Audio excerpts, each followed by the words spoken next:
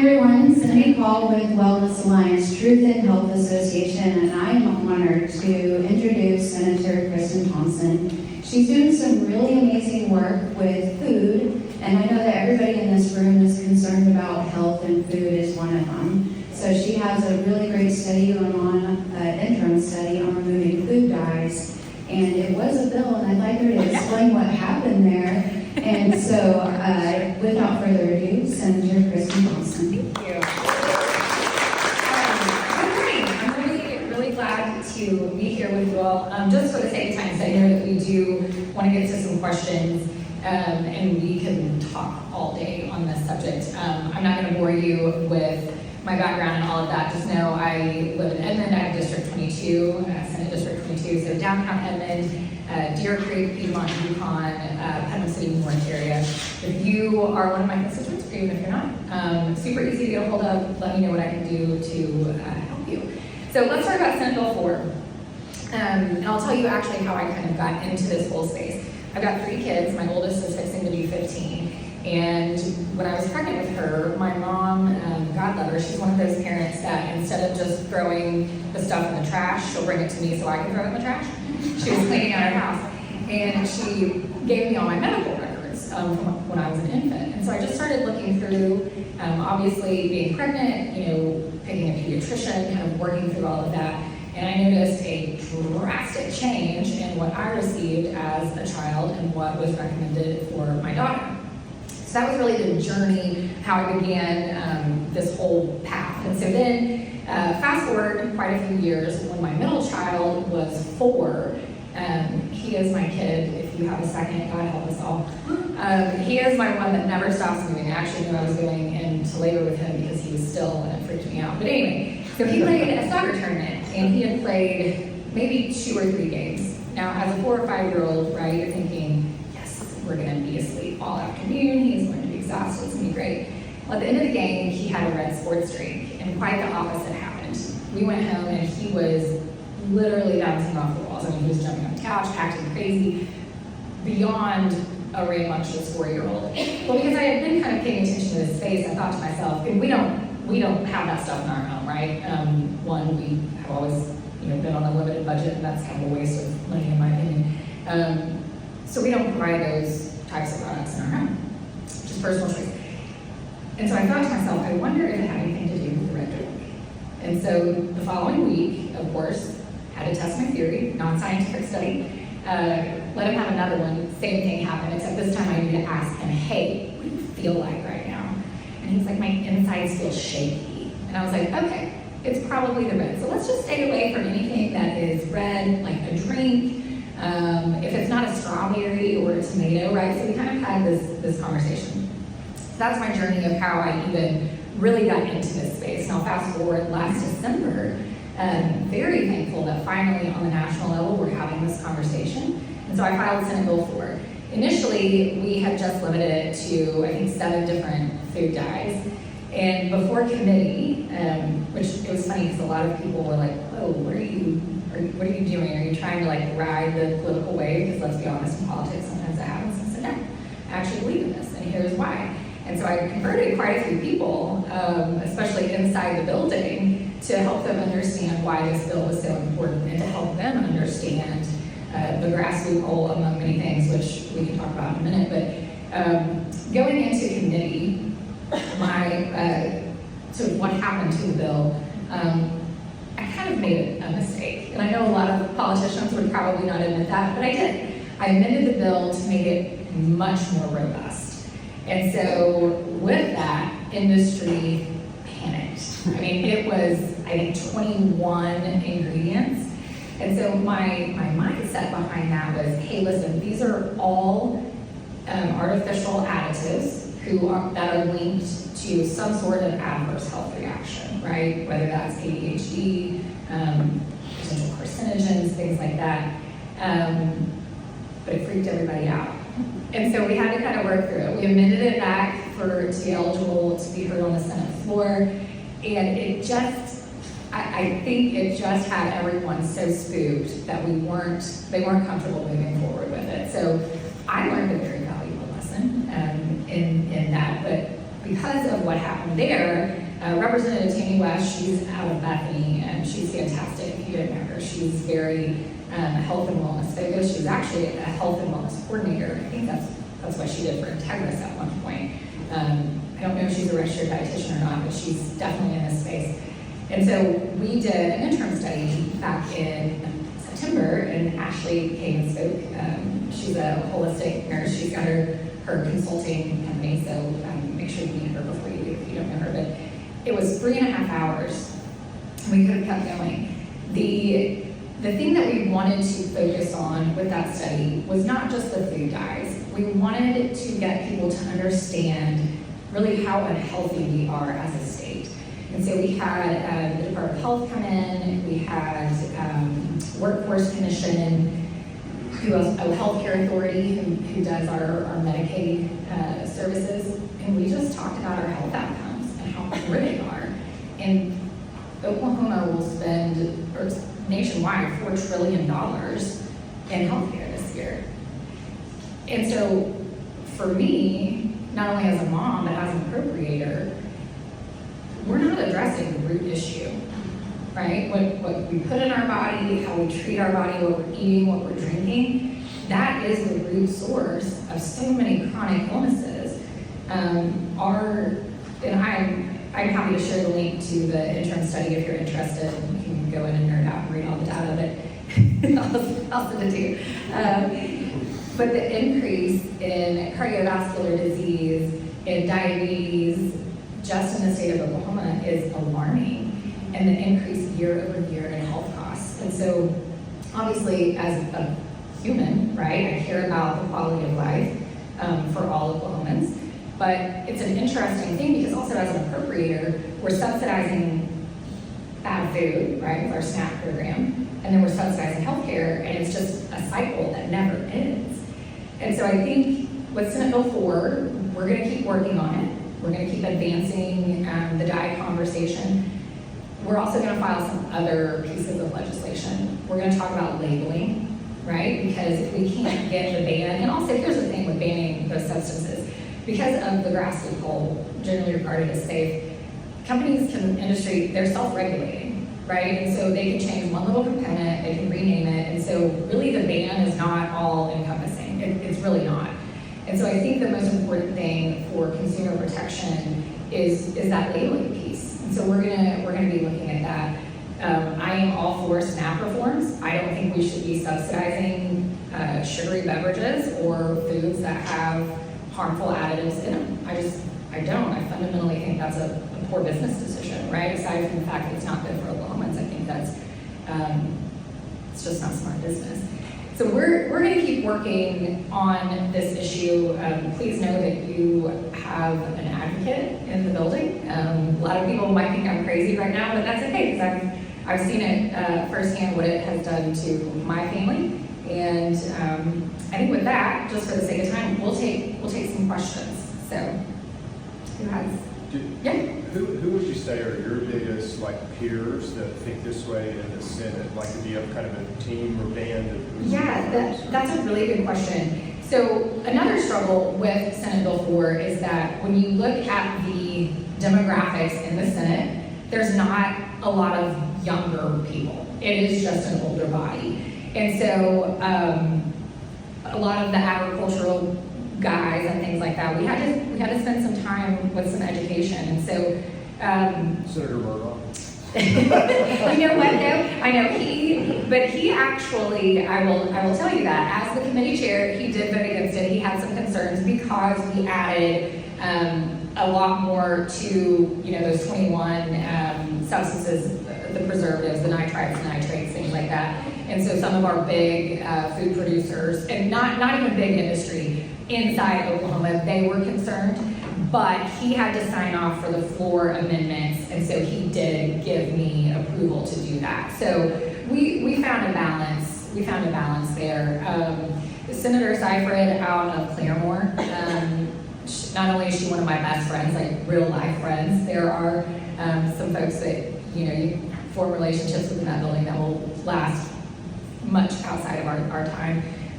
She's younger. She's early 30s, And this is very much an issue that older families as well, but younger people especially, they're just very aware of it. And so I think we're going to be building our coalition. We're going to continue to through just education. So. And if somebody else on the call, I'll talk forever. So No, I know. But how do you think we can help you? So what would be the best ways that we can help? That is a great question. I need you all to locate your representatives, find your senator, find your rep. You should know them anyway, right? But spend some time with them and explain to them the issues. A lot of times we get folks up there, they'll come and they'll yell and they'll scream, and especially during session when things are already fairly high stress. Right now would be a really good time. It's interim. We're not in the throes of session and amending bills and navigating the whole legislative calendar and things like that. So just call them, send them an email. In the subject line, make sure you put your constituent. Tell them you just want to come talk to them. We are, I'll be interested, I'm going to ask you all a question. So over the last couple of days, I have noticed some ads on Facebook from Big Beverage. Has anybody received those? They started a website, I can't remember what it's called, but it's basically they've got a website now so consumers can check the science of the products that are in our foods. So has anybody seen those yet? No, just me. Okay, they may just be targeting my house, let's be honest. We can geofence it. So I think even more, and they're running ads, I know, on the Daily Wire, which is a conservative news outlet, obviously in a conservative state and nationwide, which I mean, that's their deal, right? They have the right to do that, lobbying for their industry. But I think the most helpful thing is to make sure that we are talking to our representatives, to our senators, because the lobbying is no joke. I mean, it really is. Would you say that, and just generally, and I think I know the answer to this, but a bright-eyed senator goes up to Oklahoma City and goes to the Capitol, and immediately, we're sort of beginning to get chipped away ethically by the lobbying groups. But would you say most senators are open, though, to their constituents, and that they do value that more than they do lobbying? Yes. Yes, I absolutely agree with that. I think at least my allies and my, what I would call team, we appreciate input from industry, right? We do. We need to know how that affects our businesses, especially our small businesses. But at the end of the day, we represent the people. And so hearing from our constituents, for me, is the most important thing. I had to vote on some bills this year that were pretty controversial, and there were some folks that didn't live in my district that were really, really mad about it. But I gotta listen to my people, right? There was an issue in one committee one day, we literally took a tally count. We just Senate District 22, yes or no, all day long, and then everybody else kind of filled in below. And so at the end of the day, I know that seems like a pretty simple metric, but sometimes that's, honestly, if it's a controversial issue, but obviously doesn't violate my ethics and my principles. But constituent input is incredibly important to everything I do. That's a great question. Okay, so I don't remember if the question that we need to say. Okay. Is carabiner in your Senate bill? I don't think it was. No, we didn't. Percentages. Yeah. It is a percentage. Very It's inflammatory. Yeah, we didn't do any of the gums or anything like that. I personally didn't buy things with carrageenan in it, but we did not put that one in. I was working with a group called Food Fight USA. And just, will you walk everybody through how that works? Like, you might have started off saying, hey, I want this in, and what happens to you as a senator as you begin to walk legislation? Yeah. And the compromises that you have to make in order to get something done, because Yeah, that's the way it really works. That's right. I mean, my position is I want this to be as all-encompassing as possible, right? But I know that's not where my colleagues are. A lot of them who are just now learning about this issue. And so the dyes, honestly, were pretty easy. People were like, yeah, we don't need that. But then you start getting into some of the other, additives where people are like, Well, and a lot of times it's just because they don't, I mean, I'm like this, I might not know enough about it to feel comfortable enough. And so there is some compromise. I mean, that is the reality of that building. And so, you know, we have some physicians inside the Senate now, and I even asked them, you know, hey, what do you think of it? And they're like, well, this one, yes, this one, I mean, maybe not. I know. To the person eating it and getting diagnosed with cancer, oh, let's just pause a moment. I know. Maybe. I know, but it's the reality of that building. And so what I have learned is that if you hold everything so tight-fisted, you may not get anything good. And so how do we advance good policy without torpedoing it? Because that's kind of what I did when I went back and added all of those. I mean, I believe in that, but the reality is that it did cause some problems. So, but I think more people are open to the conversation now. And when you say you have an issue, sorry, but it helps not to say, but when you say you have an issue with, let's say, institutional authority, so like food science can bring out, oh, well, here's PhD Joe, and he's going to say carrageenan is a great thing, and it saved lives, and it helps people, and it thickens beverages, and it, you know, saves millions of dollars or whatever, and you got Chip and, you know, Tracy or whoever over here saying, gee, no, it's not. So is that kind of, because who do you listen to? Yeah, so we have this institutional authority falling down, and we have kind of this citizen people thing building up. So one of the big challenges that I have been trying to tackle is just educating my colleagues on how the FDA actually regulates our food. They don't. They don't. And so helping them understand that, like, hey, we have this generally recognized as safe loophole, and telling them the history of how it got there. It was intended for things like baking soda and vinegar because the approval process was getting so backed up, typical government bureaucracy, right? And so trying to solve a problem that now the food companies, which are now owned by Big Tobacco, by the way. I mean, listen, we could talk about this all day.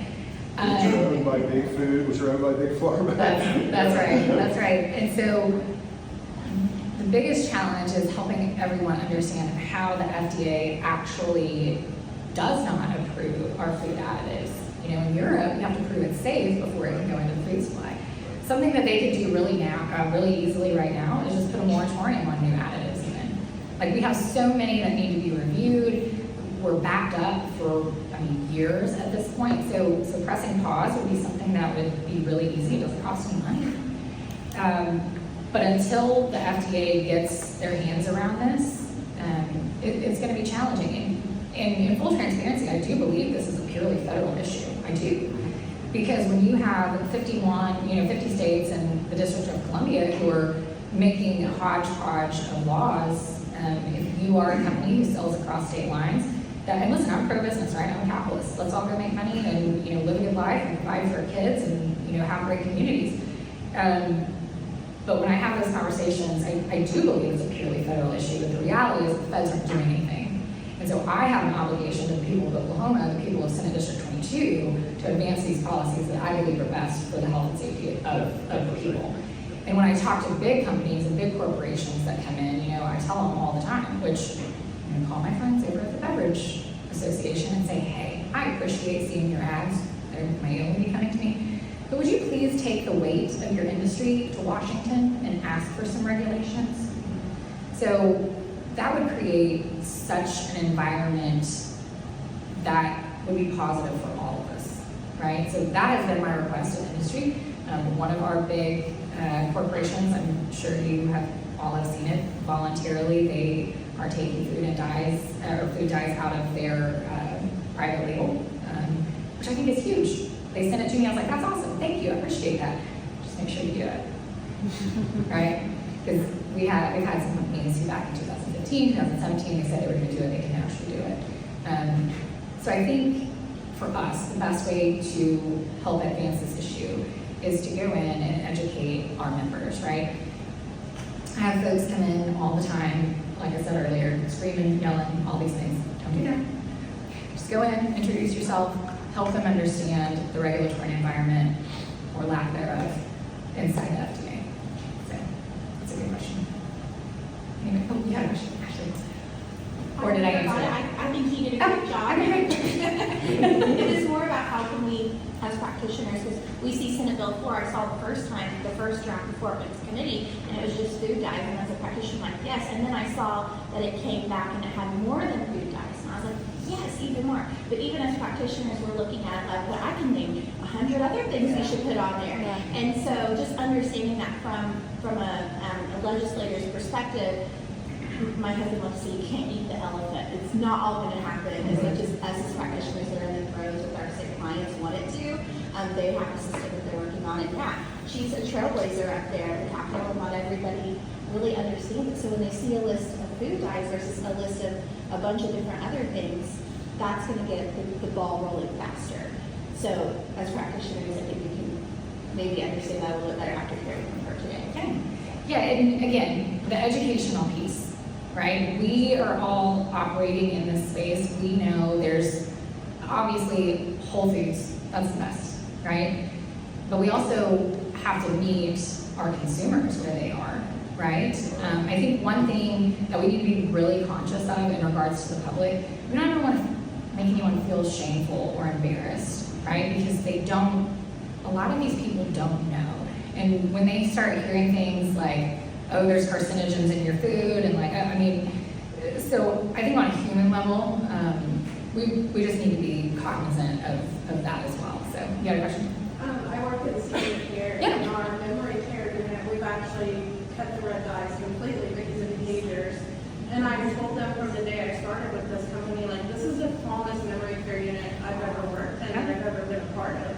And so they pulled me aside, they're like, you know, you do some things with their food, like they get whole meals and their big meal is earlier in the day, so it's not on their stomach when they go to bed, and then no red dyes. That's awesome. That is awesome. Yeah. You know, another very personal experience for me, years ago, I did a Whole30. I only made it 17 days, but it's challenging because you have to make everything. And so I was just like, I can't clean this kitchen one more time, I'm gonna lose it. But I remember day 3, I was driving to pick up some kids from school and I started actively detoxing. And I was like, this is gross. Because I didn't think that I was eating that bad. Now listen, I do have a sweet tooth, so it was probably the sugar, which is a whole other conversation. But this is a very personal issue to me. We have, some chronic health conditions in our, not in my immediate family, like my husband and my children, but our, family. And so watching their quality of life and just kind of how they've struggled and all the medications and things that they're on, I just think this is a really, really important issue. I also think how we go about our business is as equally important because we are doing something new, which is great. I love new things. I love hard things. We got to try. But I think how we conduct ourselves in this space is going to be really, really important because a lot of people don't know. And so we want to make sure that we're adding to our team, not detracting because we're frustrated or angry because things don't move as fast as we would like them. Because listen, I get frustrated on building. I'm like, what? But the reality is that that's kind of how the system is designed. It's meant to go slow. Making laws for 4 million people should not be easy. You look statewide, and there's a lot of different perspectives. You've got the rural-urban divide, and so making sure that we're navigating that effectively is really, really important. So I think we've got time for one more question. If we have proposed legislation, when would we want to get that up there? Yeah, that's a great question. Right now really is a fantastic time not only to meet your member, but if you do have ideas for legislation, now is a great time. It's fairly slow right now. A lot of folks, the Capitol, there's not a lot of people, we're doing interim studies like that, but most folks are back in their districts right now. And so this is a great time to start those conversations and bring forth legislation. So that's a great question. Okay.